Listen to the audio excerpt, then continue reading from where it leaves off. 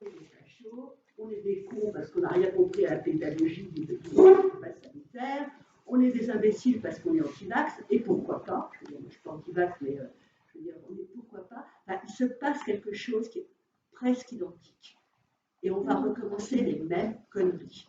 J'ai l'impression que la gauche, elle va repartir sur les mêmes sottises, les mêmes conneries, le même mépris, comme s'il n'y avait pas eu de leçon, quoi. Aucune leçon n'a été tirée. C'est un truc que j'arrive pas. On est en train de recommencer les gilets jaunes. Ça sent bon, là. Quand on fait tous, si vous faites les manifs, ça. Non. Et on entend à nouveau la police avec nous. Mais j'ai vu les images d'un apéro sauvage sur la place de la République. La police n'allait pas avec eux. Et ils vont vite la prendre. Ils sont cool, les flics. On s'est introduits, nous, dans le festival interceptif. On n'avait pas le droit d'avoir le pass sanitaire. Mais on s'est introduits. Il y a une fliquette qui m'a dit ouais, je sais pas quoi, c'est bien ce que vous faites, etc. Mais on sait, ils ont fait la même chose au début des Gilets jaunes. Ouais, non, c'est bien, vous vous battez pour nous et tout. Donc ne rêvons pas. Le pass sanitaire, c'est presque un détail par rapport à quelque chose qui redémarre. Ne le laissons surtout pas passer. Parce que là, on est en train de faire le boulevard de Philippot. Si on le laisse passer, si les syndicats continuent à jouer les gnagnins, si les intellos continuent à expliquer qu'on est des cons parce qu'on n'est pas tout à fait persuadé que ce vaccin.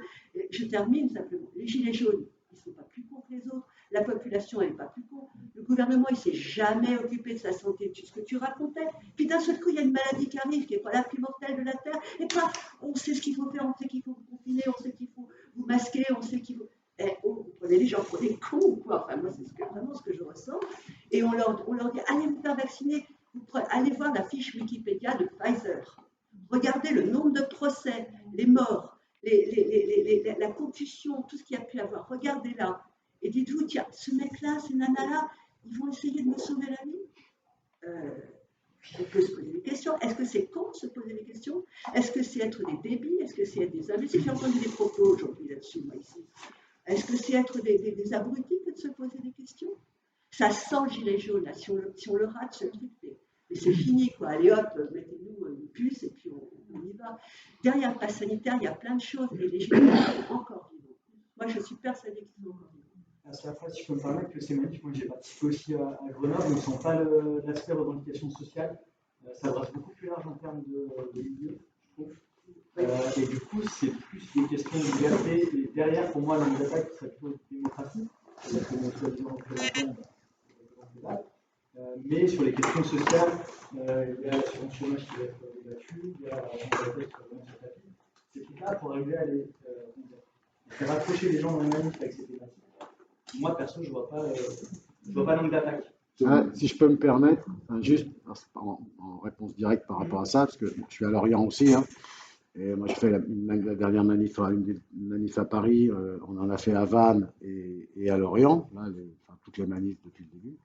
Moi je discute énormément avec plein de gens, et donc dans ces trois régions, dans ces trois villes-là, et moi, je ne suis pas complètement d'accord parce que dans le fond, quand on discute avec les gens, bon, au début, on parle du pass et ainsi de suite, ça c'est la question, voilà. Mais très rapidement arrive derrière la suite, c'est-à-dire qu'est-ce qui va nous arriver à la rentrée avec l'assurance chômage, avec la réforme des retraites et ainsi de suite. Et avec beaucoup de gens avec lesquels j'ai discuté dans les manifs sont vachement conscients de ça. C'est-à-dire que c'est aujourd'hui la revendication, c'est contre le pass sanitaire et ainsi de suite.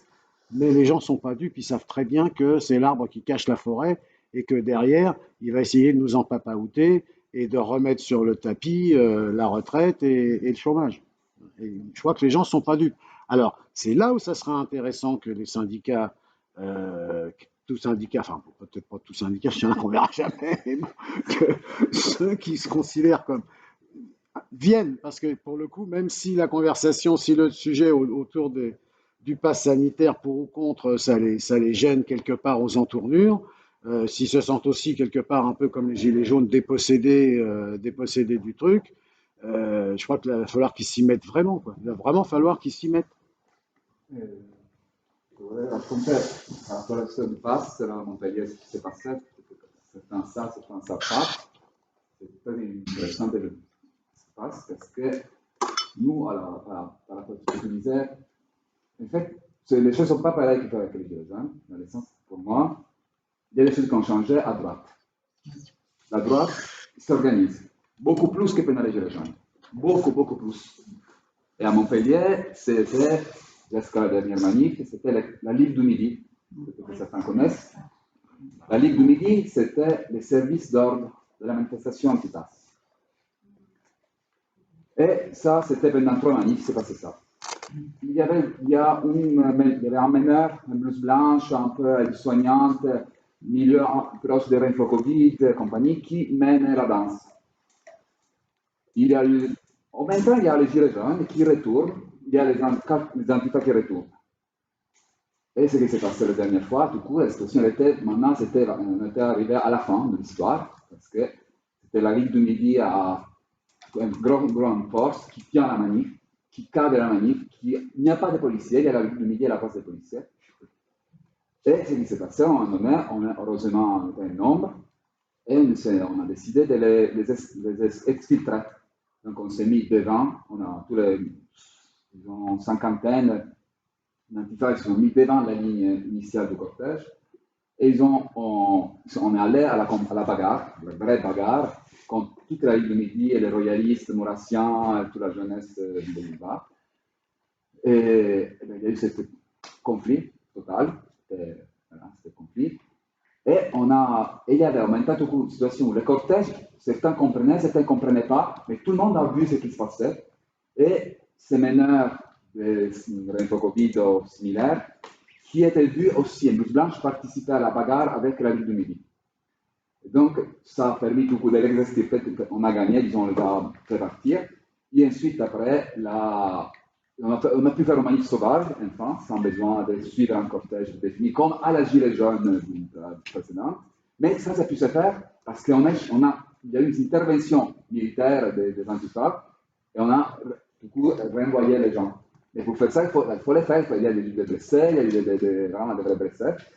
Bon, pas grave, mais voilà. Et à la fin, qu'est-ce qui s'est passé? Le cortège a fait ça, a retourné à la comédie, au centre, et la Ligue du Midi était à nouveau là, en force, mais cette fois, tous les cortèges qui étaient là, restaient, étaient plusieurs milliers de personnes, ont oué la Ligue du Midi et sont partis. Donc, grâce à cette action préalable, l'ensemble du cortège a discuté, ils ont compris, et la Ligue du Midi et aussi le monsieur de Christophe Derouche, que le connaissent, est parti avec eux. Donc, ça, c'est quelque chose de très, très, très important parce qu'on était arrivé à une ligne de démarcation où on ne pouvait plus le faire. C'était ou nous ou eux. Et c'était la fin. Donc, ça, on peut le faire, il faut s'organiser, il faut être fort. Il faut que toutes les villes de France puissent réaliser ces choses parce que sinon, c'est la fin. Les syndicats, ils n'iront pas s'affronter avec ce droit. Donc, ils disent n'allez pas les manifs. Mais il faut les affronter, on peut gagner si on a une nombre. Moi, je voudrais poser une question. Je suis peut-être naïve, mais je n'ai pas compris qu'est-ce que tu voulais dire proche de Renfo Covid. Dans le sens que la Ligue du Midi et les milieux Renfo Covid, ils ont le Renfo Covid, ne le dit pas. Renfo Covid ne dit pas que l'extrême droite, ne le dit pas.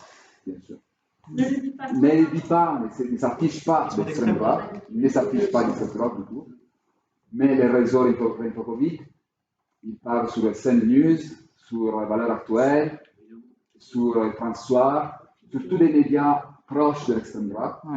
Et l'attitude de Renfo Covid est très sectaire et il semblerait, en fait, sur Renfo Covid, chaque fois qu'on a eu des débats, non, nous, la politique, extrême droite, extrême gauche, extrême droite, on s'en fout, on est tous ensemble, on s'en fout. Sauf que, on ne s'en fout pas, parce que si la Ligue du Midi, ce n'est pas ferme. La Ligue du Midi, c'est des gens qui agressent les sans-papiers, qui vont faire des attaques, des violences, c'est pas des idées, c'est vraiment la violence dans les rues, dans les montagnes, dans les Cévennes. Et donc il faut Covid, c'est comme si c'était, à mon avis, une stratégie qui est nous, on fait Covid, on fait un peu les passe-passe. Comme ça, on confond les gens. Mais est-ce que tu as lu ce que publie Renfo Covid concernant les confinements? Oui, non, mais sans doute. On n'a pas un ping-pong, donc on ne peut pas répondre. Qui à gauche a accueilli Renfo Covid? Quel est le journal de gauche qui a pu leur poser des questions? Il n'y en a pas. Mais c'est pas une question de couille. Ils ont décidé que Peut-être on fait pas un débat réinfo-Covid, non? Je crois qu'il faut. Potete rispondere più tardi, ma il fatto di monopolizzare lo discuterò. Du coup, là, pour le moment, il y a Fred, moi, Odile, et puis Benoît. Voilà.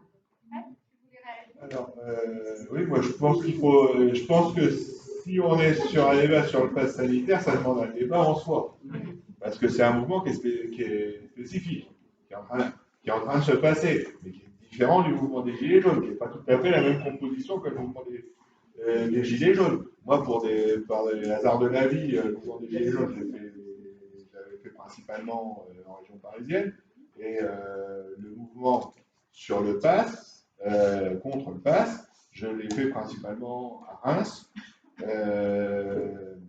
qui est une ville historiquement royaliste. Enfin, oui, non, pas historiquement royaliste. Tout le monde n'est pas royaliste à Reims.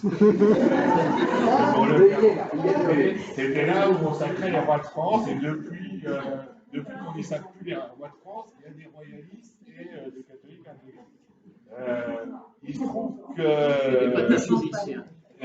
trouve que Amara, qui était là, qui est parti, il l'a fait à Figeac, qui est plutôt une ville de tradition ouvrière. Et ben, il m'a envoyé des photos, ça ne ressemble pas en fait. Et je crois que le mouvement, il a une physionomie différente d'un endroit à un autre. Il se trouve que les Gilets jaunes de Reims, dans la manif, ils étaient très peu.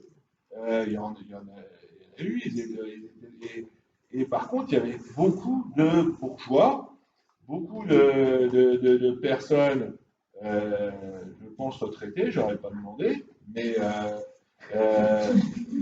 comme bourgeois, c'est pas forcément marqué dessus. Tous les gens qui ont qui sont habillés comme des bourgeois sont pas marqués. Bon. Enfin, il y a eu des enquêtes comme quoi, je sais plus où c'était, mais en tout cas, là, je pense que la réforme du chômage ou la réforme des retraites, ces gens, ça ne les impacte pas forcément. Alors que ceux qui manifestaient à Figeac ou à Lorient, ça les impacte peut-être plus. Donc, c'est pas. Je pense que le mouvement, il reflète un peu la physionomie de la ville, et puis plein de choses. Par ailleurs, pendant le mouvement des Gilets jaunes, l'extrême droite a essayé plein de trucs qui n'ont globalement pas marché. Moi, à l'acte 3 à Paris, j'ai vu les royalistes faire une barricade et ils mettent le feu. Et tout le monde les regardait, ces gens. Même pas, enfin, c'est quoi? Et que progressivement, en fait, je sais pas, ils n'arrivaient pas à parler de justice jusqu'au bout parce que à partir du moment où les quartiers populaires étaient là, enfin, il y a plein de raisons qui font qu'ils ont disparu progressivement. Je parle des l'extrême droite organisée, que leur tentative ne fonctionnait pas. Là, on était aussi sur des modèles de solidarité. Et sur les modèles de liberté, le problème de la liberté, c'est que tout le monde y met un contenu différent, suivant notre idéal de vie. Moi, je pense, comme disait le camarade à côté, que c'est la solidarité qui permet la liberté, mais il y en a qui voient d'autres choses. Donc, un modèle extrêmement large, un public extrêmement différent, pas toujours populaire, qui peut être populaire. Voilà, moi je vois des différences et je pense que si on discute de ce mouvement-là, c'est le moment de, oui, c'est le moment de le faire, mais c'est pas réductible aux gilets jaunes.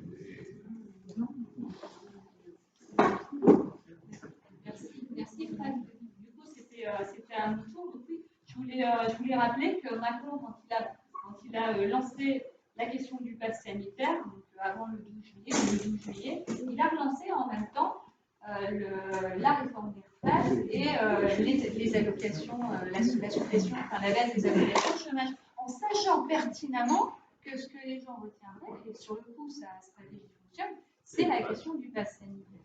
Voilà, donc à mon sens, c'était aussi une façon de diviser pour mieux régner, de se confronter à nouveau parce que c'est sa façon à lui de faire de la politique. Alors après, oui, si on a un lien à faire, c'est évident que depuis le début des Gilets jaunes, il y a eu une gilet jaunisation de tous les mouvements sociaux, donc que ce soit les retraites, les soignants, les hôpitaux, enfin, il y a eu plein de mouvements, les Gilets jaunes, ils y étaient toujours.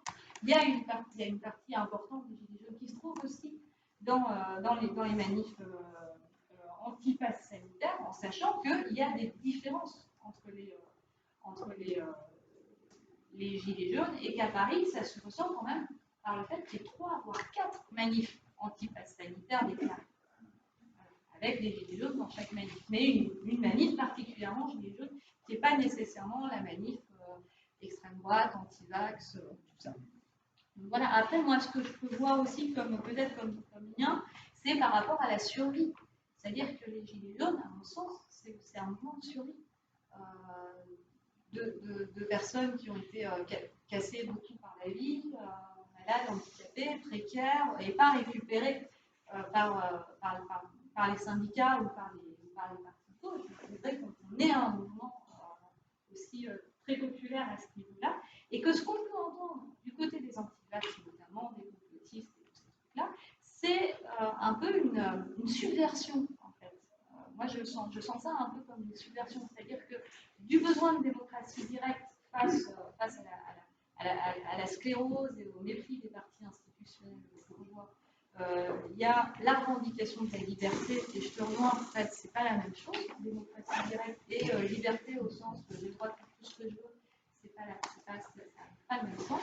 Et il y a aussi la question de la survie, c'est-à-dire qu'on entend du côté des antivax aussi beaucoup de ils veulent nous tuer, c'est un génocide, c'est organisé de façon à nous assassiner, et il y a une sorte de délire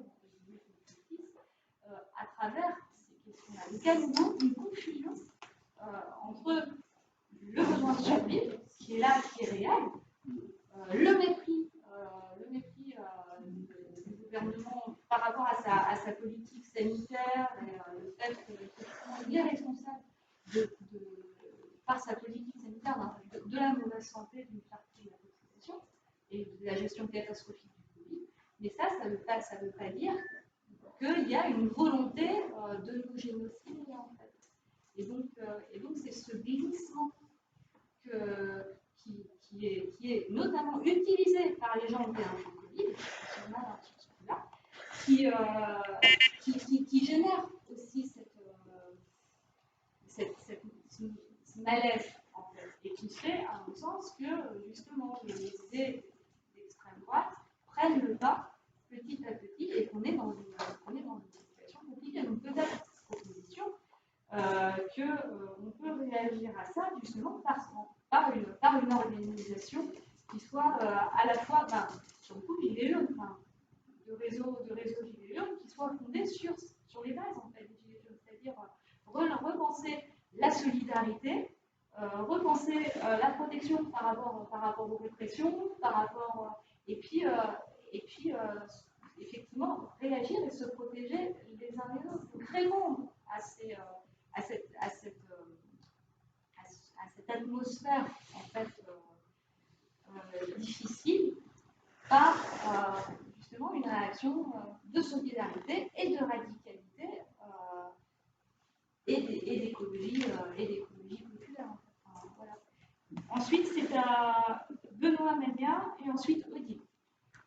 Oui, alors, moi, une chose que je donne des faits, parce que je ne vais pas faire des grandes analyses, et il y a eu un changement dans les Gilets jaunes, en tout cas d'abord, dans le Vaucluse, les Gilets jaunes ne mettent plus leurs Gilets jaunes, donc c'est, à part ceux que tu connais, actuellement, ils ne remettent pas leurs Gilets jaunes. Je ne sais pas pourquoi, donc du coup, je ne le mets pas non plus. C'est la peur de ce que je ne sais pas quelle est la raison, qui a décidé ça, bon, peu importe. Je vois un combat entre une partie d'extrême droite, une cinquantaine, et combat une trentaine d'extrême gauche, pour être les premiers pour diriger le mouvement, là, ils se gourrent complètement. Effectivement, les manifestants, à part peut-être une cinquantaine de gilets jaunes, que je ne peux pas voir parce qu'ils n'ont pas leur truc, c'est une autre population que les gilets jaunes. C'est vraiment des classes moyennes. Je ne dis pas que c'est des bobos, c'est des classes moyennes dont la plupart n'ont jamais manifesté. Hein, je l'ai vu dans ma famille, les gens n'ont jamais manifesté. Et là, tout d'un coup, ah ouais, là, c'est insupportable. Donc, c'est des gens différents. Pas tous, mais assez différents, ce qui n'empêche pas de discuter Et j'ai vu une évolution aussi chez les Gilets jaunes, c'est-à-dire qu'il y a eu un premier, après le premier confinement, il y a eu au Parc des Libertés à Avignon, il y a eu une organisation des Gilets jaunes avec Amnesty International, il y avait des débats fantastiques avec la gauche, les Gilets jaunes, même ceux qui étaient un peu tendancieux, et ça s'est très bien passé. Puis après, il y a eu un deuxième au mois de juin de cette année. Alors là, j'étais complètement scotché. Là. J'ai vu, ils ont invité, là, il y a des complotistes là. Voilà, aux tribunes, c'était grave de chez grave. Hein.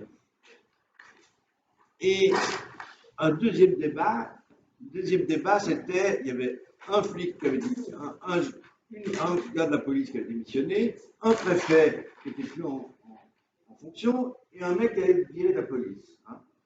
Alors, ils ont parlé et tout ça, et ils ont tous dit qu'ils étaient au service du peuple et tout ça, qu'ils ne voulaient pas. Mais en fait, l'ensemble de la police était très bien, ils étaient pour la défense du peuple et tout ça. Un discours complètement hallucinant. Quoi.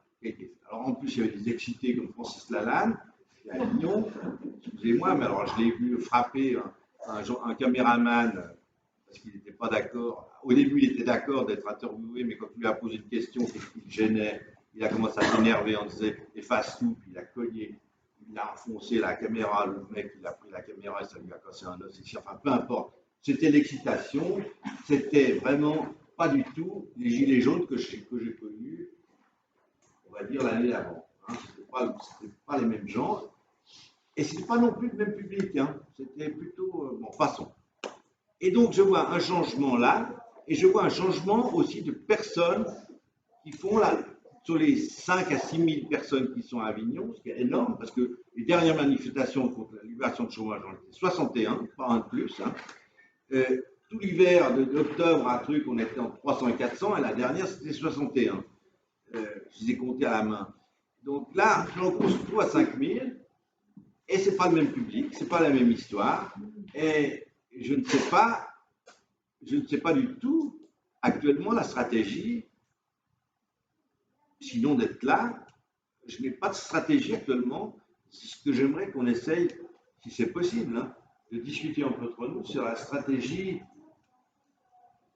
pas de manière agressive où on est les meilleurs, on a la vérité, pas du tout ça, mais comment faire en sorte que peut-être une partie de ces gens deviennent des militants de l'écologie ou d'autres choses. Hein. Voilà. C'est la question que je me pose, sans avoir de réponse, excusez-moi. Il y a Odile et l'autre Benoît. En fait, c'était inversé, désolé. Odile. Moi, je suis quand même inquiète de la tournure des choses, parce qu'effectivement, le ou la Covid a quand même bouleversé le paysage. Et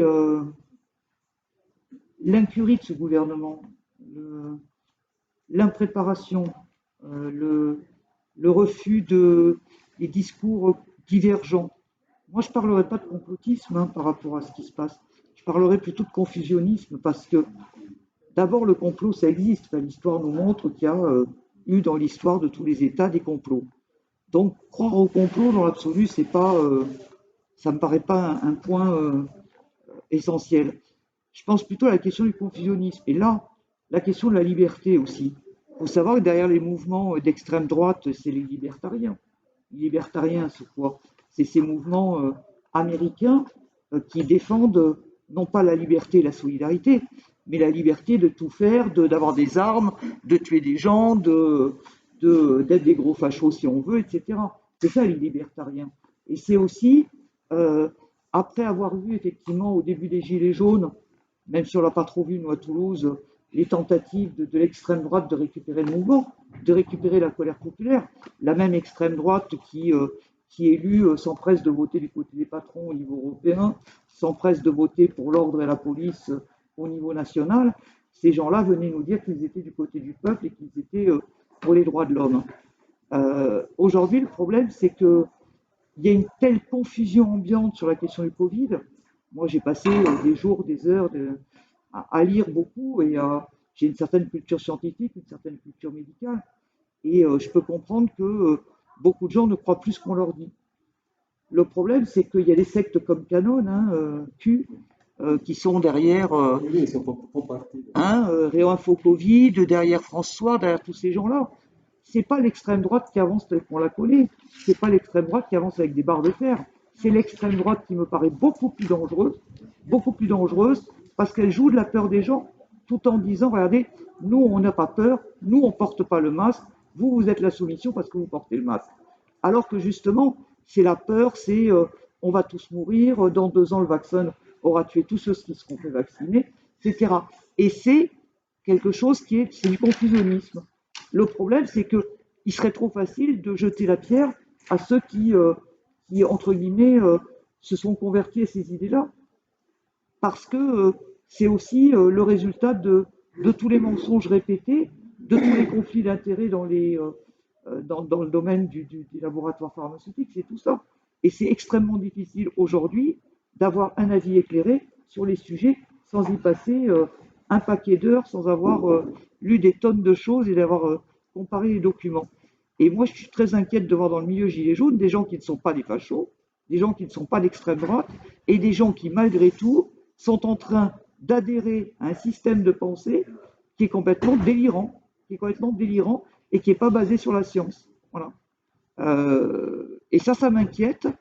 Et je pense qu'effectivement, une partie de la gauche a le tort de ne pas être sur le pass sanitaire, parce que moi, je fais un gros distinguo entre la question du pass sanitaire et la question du vaccin. Je suis vacciné, je suis pour la vaccination, mais je suis contre le pass sanitaire et contre les fachos et contre la caste sociale. Et quand je manifeste, j'affiche effectivement très clairement ces positions-là. Parce que y a la question de la destruction du système de santé. Les théories confusionnistes sur qui sont des trucs très proches du grand remplacement aussi, tous ces gens-là sont des gens très proches les uns des autres. Ces gens-là sont dangereux parce qu'ils laissent à croire que plus rien n'est possible et qu'il faut comment dire, je suis très inquiète du basculement d'un certain nombre de gilets jaunes qui effectivement disent maintenant il n'y a pas de droite, il n'y a pas de gauche. Alors c'est vrai que quand on parle du Parti socialiste, on a du mal à parler de la gauche. Maintenant je pense que la gauche, ça ne se réduit pas au Parti socialiste. Et qu'il est temps effectivement dans ce pays, il y a une vraie gauche. Et un mouvement, c'est aussi ce que propose PEP, c'est effectivement qu'il soit de l'écologie sans oublier la solidarité. Parce que pareil que pour la liberté, elle ne peut pas se concevoir sans solidarité. Et voilà, moi j'ai le sentiment qu'on monte les uns contre les autres, et en même temps on ne peut pas dire que tout est pareil et qu'on peut... ce que je dis souvent à mes camarades, c'est pas parce que un certain nombre de gens que vous écoutez sont contre le gouvernement, ce sont vos amis. Les ennemis de mes ennemis ne sont pas mes amis. Et je crois qu'il faut être très vigilant par rapport à ça. Et qu'il ne faut surtout pas que le mouvement du pass sanitaire soit un mouvement anti-vax. Parce que les anti-vax, ils sont là pour utiliser la peur des gens, pour utiliser le rejet de la science, pour utiliser un certain nombre de choses qui posent aujourd'hui problème.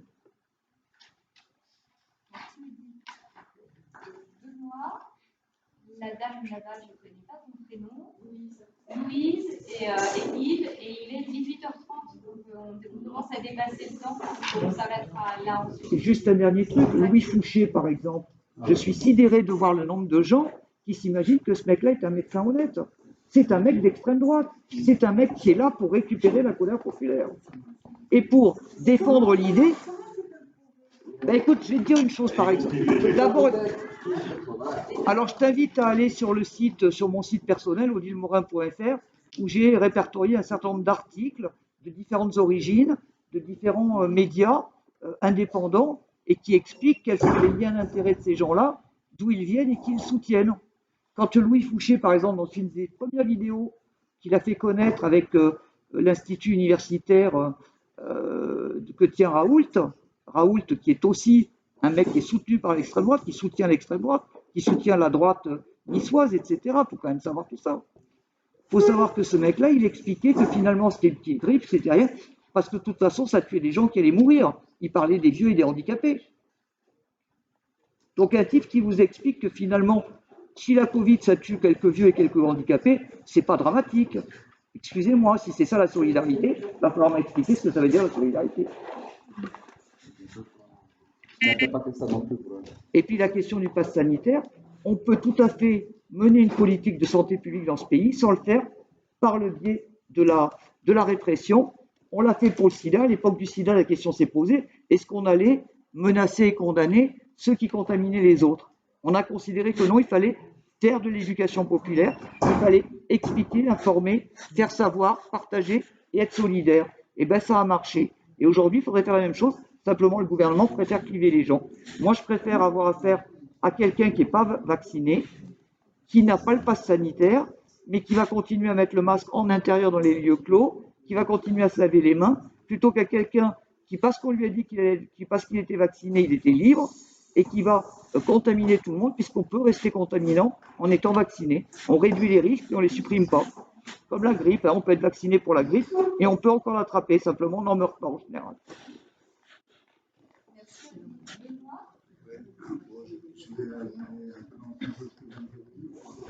En fait, si on reprend depuis le début du mouvement des Gilets jaunes, les premières manifs sur les Champs-Élysées, les Gilets jaunes de l'Oise avaient fait une des quasiment seules banderoles qui étaient présentes dans le cortège et qui disait, sur laquelle on pouvait lire, on a repris la fraternité, on vient reprendre la liberté et l'égalité. L'égalité et la liberté. La liberté était la troisième condition. Alors, en fait, évidemment, ça résonne avec le mot d'ordre actuel des anti-vax et anti-pass, qui est liberté, liberté, liberté. Je crois que le copain de Bervelli l'a bien dit. Le problème, c'est qu'on ne met pas tous la même chose derrière cette notion de liberté. Et qu'on est dans une grande confusion aujourd'hui sur ce qu'on porte. Et face à ça, effectivement, il y a un déficit à gauche, parce que moi j'ai une lecture assez gramscienne des choses, c'est que la droite, depuis 10 ans, a compris que le combat politique, sur le plan idéologique, c'est un combat pour les valeurs, d'accord, et que celui qui gagnera, c'est celui qui réussira à imposer son répertoire, c'est un principe hégémonique de son répertoire de valeurs dans le champ politique. Et en fait, ce qui se passe actuellement, je pense, c'est que toutes ces théories complotistes qu'on voit surgir dans les réseaux sociaux, notamment, et notamment, alors moi j'ai beaucoup à dire sur le milieu scientifique, parce que j'en fais partie, je suis aussi oui. Donc, oui, il y a des choses à dire, d'accord, aussi, ça ne dit pas de... en dire beaucoup d'ailleurs. Mais ceci dit, je pense qu'il y a un vrai problème aujourd'hui, que ce soit sur le plan politique, ou d'ailleurs sur le plan scientifique, c'est qu'il y a un déficit de parole sur un certain nombre de principes. Et ça, en fait, c'est un peu l'effet retour, ou inverse, du mouvement des Gilets jaunes. Parce qu'en fait, quand on est descendu dans la rue, on contestait effectivement la légitimité des sociologues, des anthropologues, etc., à parler du mouvement des Gilets jaunes, parce que les Gilets jaunes voulaient parler pour eux-mêmes, ils avaient tout à fait le droit de le faire, et ils avaient raison de le faire. Sauf que l'effet retour aujourd'hui, c'est qu'en fait, il n'y a plus du tout de positionnement, d'échelle de graduation sur qui parle et d'où il parle. Et ça crée une confusion complète, quoi. Moi, dans ce contexte-là, effectivement, où on a des gens qui aujourd'hui descendent et qui crient liberté. Moi, je ne crie pas liberté avec eux dans les cortèges. Parce que là, j'ai un copain écolo qui est à Europe Écologie Les Verts, avec lequel on n'arrête pas de s'engueuler, parce que lui, il est pro-vax et pro-pass. Non, mais c'est méchant, parce que ça va loin, parce qu'à un moment donné, je veux dire, quand dans les restaurants, les mecs acceptent de contrôler les passes, on les désigne comme des collabos. Et je pense qu'on a raison. Donc, quand on a des copains qui sont des militants proches, on les désigne aussi comme des collabos de facto, ça pose problème et ça crée de la division, quoi. Et quelquefois, on peut d'ailleurs se demander si c'est pas le monde qu'a voulu Macron. Hein. Je veux dire, ça qu'il a fait. Et c'est peut-être lui qui est en train de gagner justement cette guerre d'hégémonie culturelle. Toujours est-il qu'à gauche, il n'y a pas ce contrepoids. C'est que la liberté, est-ce qu'une seule organisation de gauche a prononcé un mot sur ce qu'il entend être la liberté aujourd'hui à gauche? Qu'est-ce que c'est que ce principe qui prend défini une constitution, même si c'est une constitution? Quand mon copain écolo me dit, mais moi, je suis désolé, les anti-vax, je suis contre, parce que le vaccin, ça permet aussi de protéger les autres, de protéger son entourage, mais moi, je ne peux pas être en désaccord avec cette conception de la liberté. C'est ça le problème. Je ne peux pas, parce que donc le problème qu'on a aujourd'hui, et je pense que ça c'est important pour PEPS, c'est qu'on a besoin d'avoir des énoncés politiques clairs sur des idées, de poser des lumières, comme dit ma copine Sophie Vanich, de poser des lumières, d'avoir des idées qui sont des principes qui guident un petit peu, qui donnent des directions, et dans lesquelles on inclut ces notions de solidarité, de vivre ensemble, de fraternité, etc. Et la grosse difficulté aujourd'hui de la gauche, c'est qu'elle est totalement incapable de construire du commun politique. Et c'est à nous que ça revient. Et en fait, ce commun politique, dans le raté avec les Gilets jaunes, il est là. C'est-à-dire que les Gilets jaunes, moi j'ai adhéré tout de suite. D'ailleurs, Dominique s'est connu à ce moment-là. Parce que j'y voyais un lieu d'imaginaire politique énorme. C'est-à-dire qu'ils avaient bousculé tellement les frontières des partis politiques qu'il y avait de l'imaginaire qui sortait de tout ça. Et effectivement, tous les cadres sont bouleversés. Mais dans ce monde qu'a voulu Macron, est-ce que nous-mêmes, on n'a pas à se repositionner et à faire émerger de nos expériences politiques, des expériences de jardin très locales, etc., de la manière dont les gens bricolent leurs bagnoles et gèrent le problème des bagnoles qui ne pourront plus rentrer dans Paris, parce que nous, dans le quartier populaire, on y est confrontés. Je veux dire, on a des copains qui bossent à République, ils ont un bistrot, ils ne peuvent même plus livrer eux-mêmes les bières de leur bistrot. Pourtant, c'est de ça dont ils dépendent, parce que leur bagnole ne rentre plus dans Paris. C'est des problèmes très concrets, quoi. Donc, ils bricolent, ils essaient d'inventer tout ça. Et c'est de ça, ce terreau-là, qu'il faut faire surgir une politique aujourd'hui. Et moi, je suis très pessimiste, je ne pense pas que la gauche puisse s'en emparer. Quand j'ai discuté avec Éric Coquerel une fois, de toute façon, en fait, ils ont des préjugés énormes vis-à-vis du peuple. Disons les choses très clairement. Quand j'ai vu Éric Coquerel à la Bourse du Travail dans le 11e, au début du mouvement des Gilets jaunes, alors que tout le monde se faisait massacrer dans la rue, on était fin décembre, je lui ai dit, mais vous attendez quoi pour demander une commission d'enquête parlementaire sur les violences policières, sur les violences d'État? Il m'a dit, vous ne prononcez pas ce terme-là. D'accord? Comme ça. Assa Traoré, qui était à côté, pour laquelle pourtant j'ai beaucoup d'estime et de respect, quand on parle des Gilets jaunes, elle continue de regarder les gens comme des pauvres, c'est-à-dire que les stéréotypes, ils se renvoient les uns avec les autres et qu'on n'arrive pas à en sortir. Quand j'entends le discours, par exemple,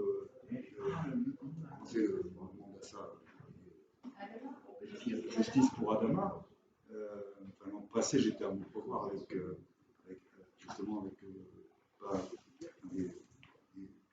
tout ce réseau-là.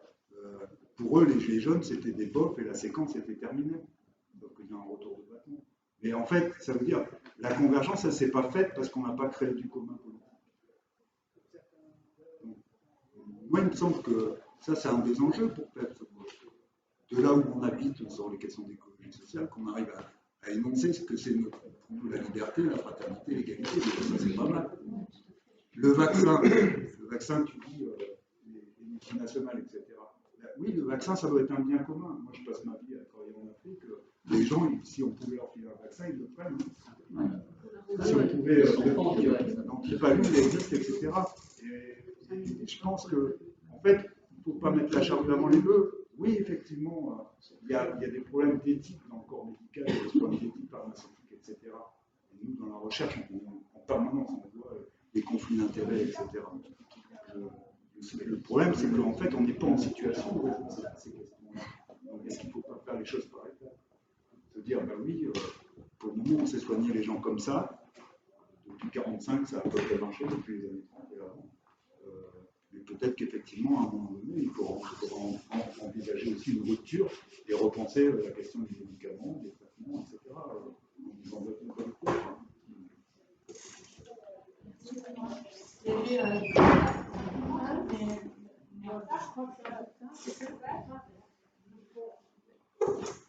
Moi, j'ai l'impression que le point commun entre les Gilets jaunes et les mouvements anti-pass, il y a plusieurs points communs.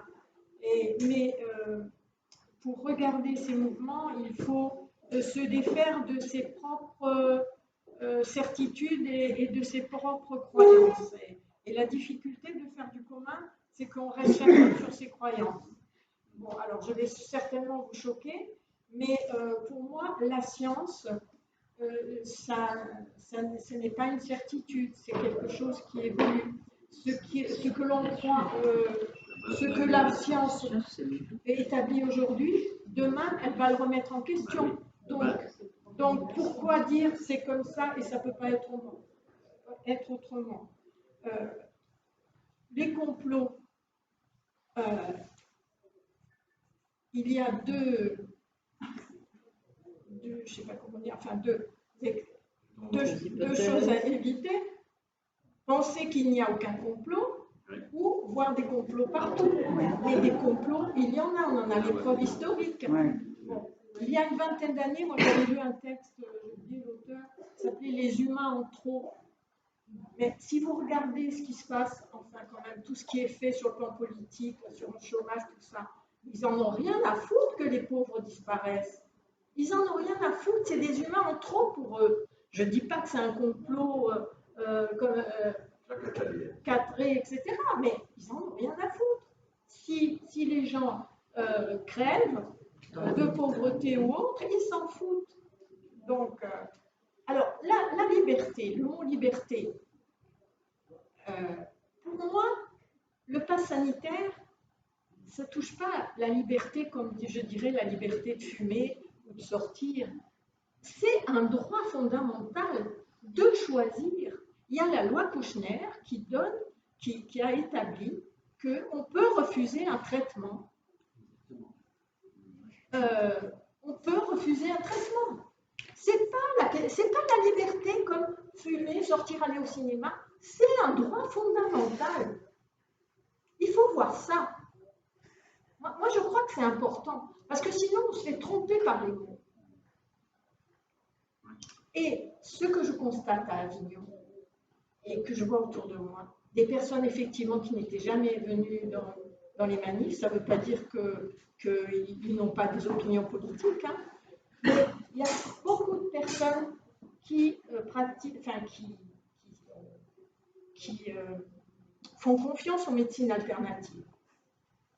Et j'ai lu dans un article sur Louis Fouché que les médecines alternatives, mais c'était de l'extrême droite. Mais alors là, c'est du délire. Non, c'est pas ça. Non, si, moi je l'ai lu.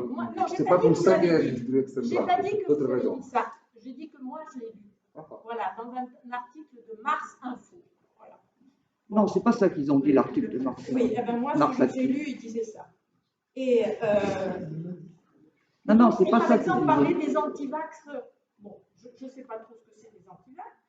Moi, il se trouve que quand j'étais petite, j'étais maigrichonne et tout, et j'habitais au fin fond de la Corse, et le médecin du village avait dit il valait mieux ne pas me vacciner. Et je ne suis pas vaccinée.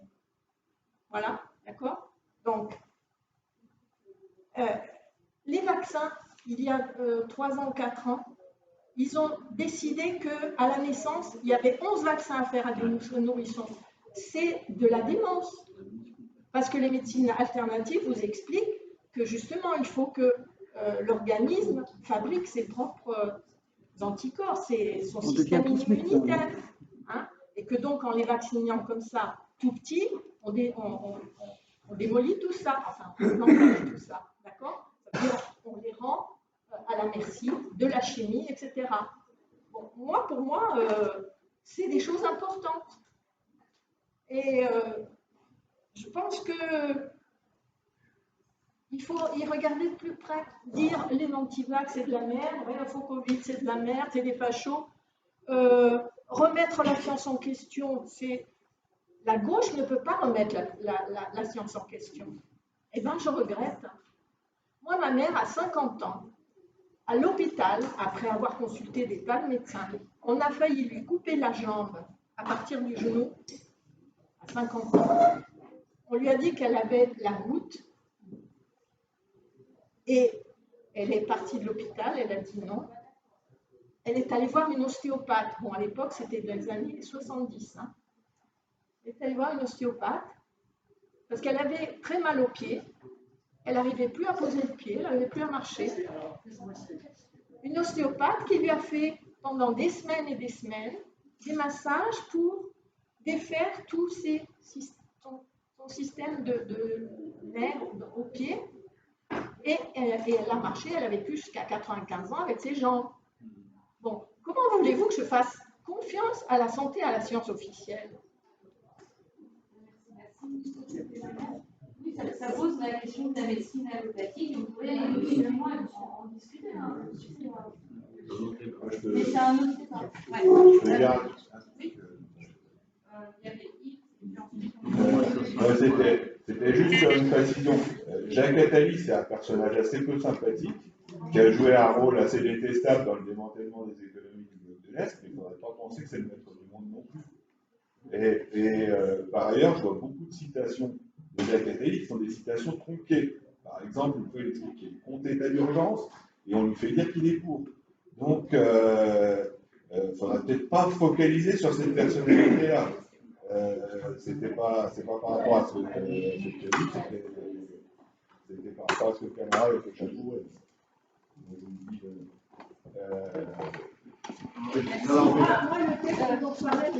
Oui, non, mais je parlais pas, je ne te répondais pas, Camara. Attali est quand même le promoteur Macron. On va conclure parce qu'il va être 16h. Moi, c'est juste une parenthèse, un peu suite à l'intervention d'Odile, c'est que je pense qu'il y a un peu de mise en garde par rapport au risque.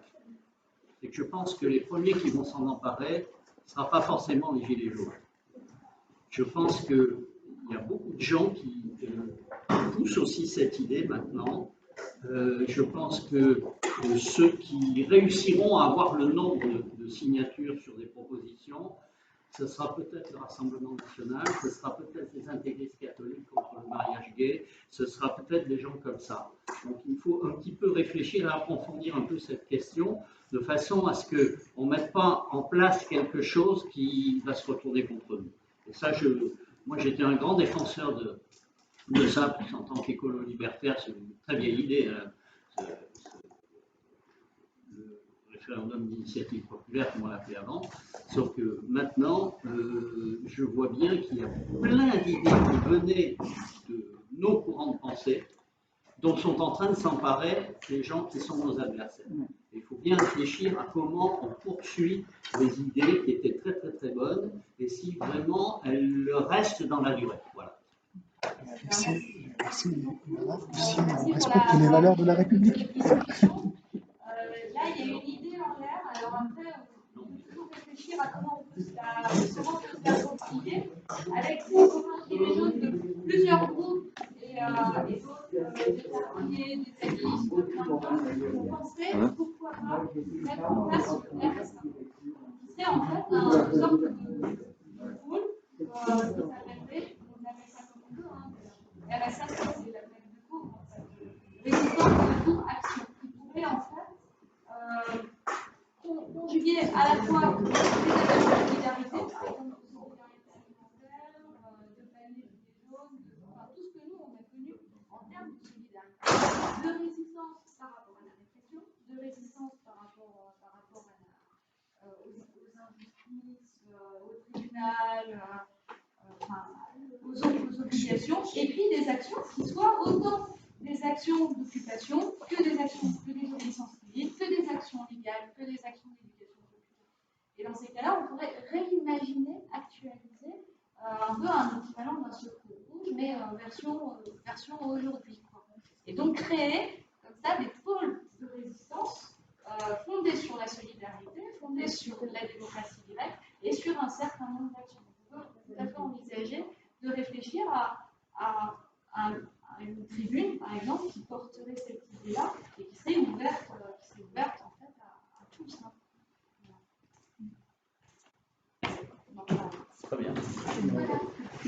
Merci à toi, parce que tu as très bien aimé.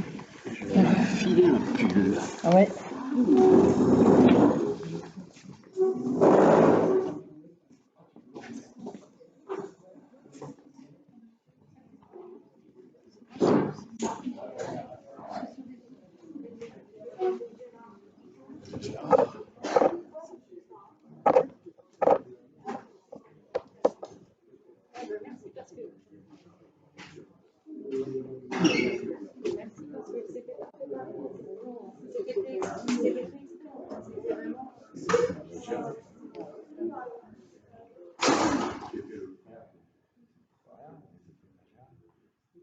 Enfin, le fait de valoriser chaque chose, le développement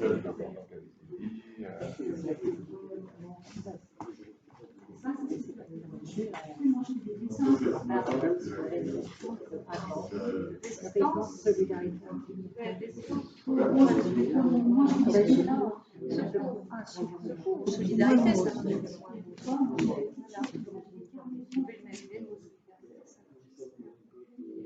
Parce qu'en fait, il y a besoin de ça, il y a besoin de reconstruire. Des yeux marqués, des succès, et concrets, parce qu'il faut ça.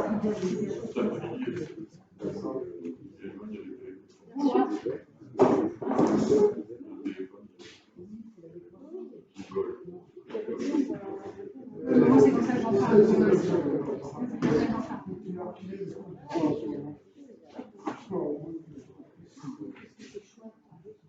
Ça, c'est l'étiquette. Ouais,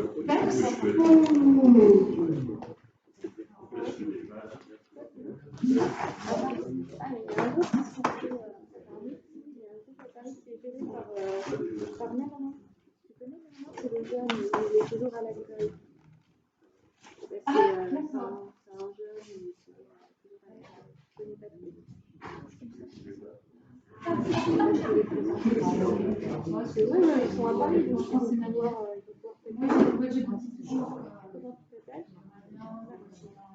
ça ressemble. Marguerite.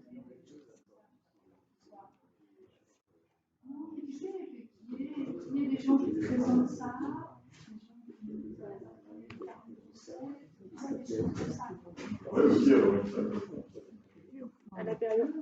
On a été filmé. La période est dure, hein, c'est sûr, mais